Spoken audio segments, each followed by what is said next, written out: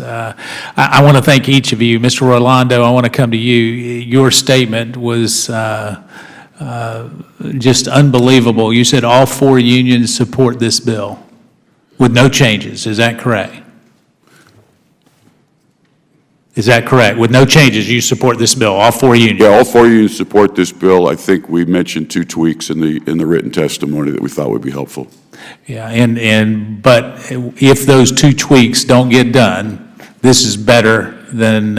Totally support this bill coming out of committee, absolutely. All right, Mr. Orlando, thank you for your willingness to put it forth. I know that comes as some cost to some of your members. They're not all unified in supporting necessarily this bipartisan bill, so I recognize that. No, we believe we got the members covered. Okay, well, very good. So let me come back a little bit.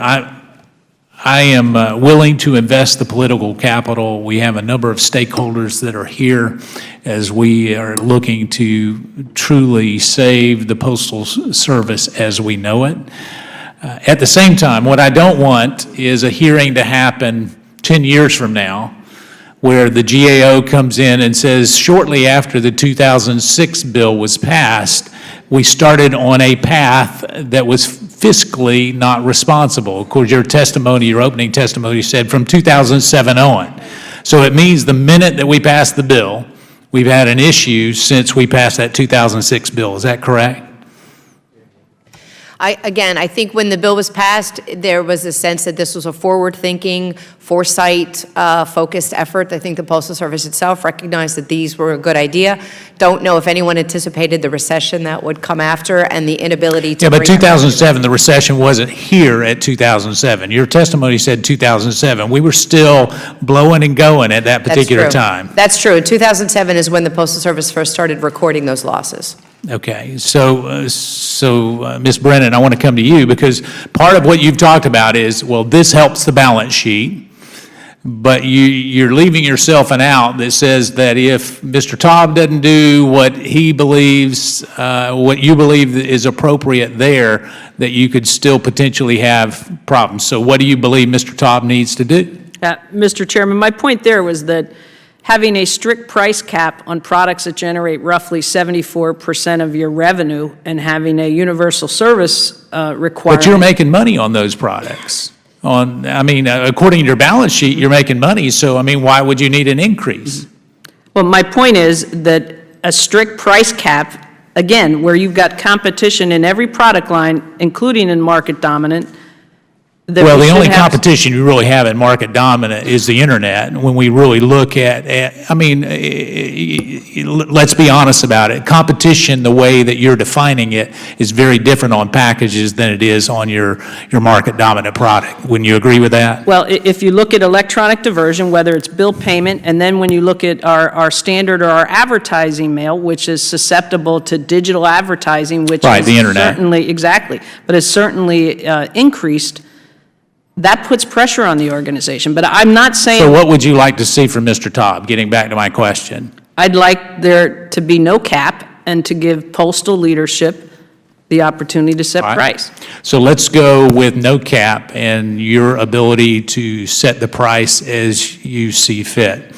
So let's go to the elephant in the room that we continue to hear about, and that's service standards. Senator Heitkamp has spent a number of calls. I've committed to her that we will address service standards. So a 2-day package, how long does it take for a 2-day package to get there before they get a refund under the Postal Service? The only refund would be if it's a Priority Mail Express piece. So a 2-day package, when you're advertising a 2-day package, if it takes 6 days to get there, do they get their money back? No, it's a service standard, not a guarantee. But all right. Clearly... Do you make that clear?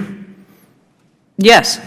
Okay, because when we go and we get a 2-day package, how many days do you think we expect it to take to get there? 2 days. Exactly. So when it doesn't get there in 2 days, who do we blame? Mm-hmm. Well, it's a failure on our part. There's a process failure that we need to address. All right, so when you don't do that, when Senator Heitkamp gets complaints or I get complaints, where does the responsibility or the penalties lie? How do we fix that? Well, I think we've demonstrated that we've addressed systemic issues, but I would also Well, not offer- according to Ms. Heitkamp and not according to me. You haven't addressed the systemic issues.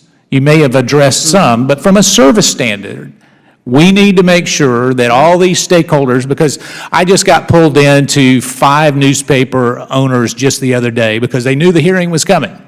And they said it doesn't do them any good when a newspaper is supposed to get there on a Thursday and it's got coupons for a Thursday, Friday, and it gets there on Monday, or if it gets there 2 weeks later. So how do we make sure that service standards get pulled into this? Yeah, well, I would say, first of all, Mr. Chairman, obviously, service is foundational. It's key to growth for us. And we address any service issue that is experienced by a customer. In terms of how you address it, I think we have had some conversation regarding maintaining the existing service standards as is. But I've talked to some of your union employees, going back to Mr. Rolando, and they say that the way that you measure that sometimes misrepresents. It allows you to take your best service standards with first-class mail, and yet some of the others, is that not accurate? We measure every class of mail. All right, so which one, are you meeting service standards across the board? In terms of last fiscal year, we made our composite service standard for, You just changed the word. You said you had them individually, and then you just used the word composite. So which of those individually did you meet or not meet? we met our standard service performance target for last year. We met our On each scanning. one of those categories? No, our composite. That's what I'm asking. You're giving me an answer to a question I didn't ask. So in these individual buckets, which ones did you meet and which ones did you not meet?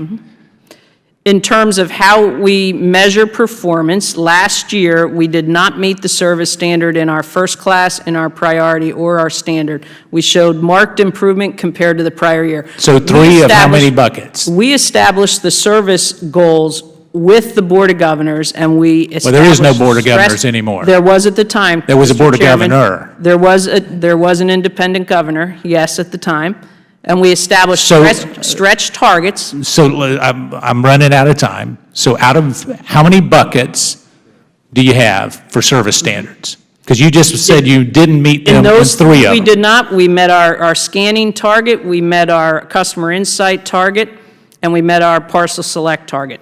All right. 3 of the 6. So how can you say as a composite that you're meeting the service standards? If you're losing 50% of the time, how are you meeting the standard? The example I was giving you on standard or marketing or advertising mail was we measure letter volume, we measure flat volume, we measure the volume whether it's entered at a sectional center facility or upstream at a network distribution center. We provide that level of granularity to our customers and to the industry. All right.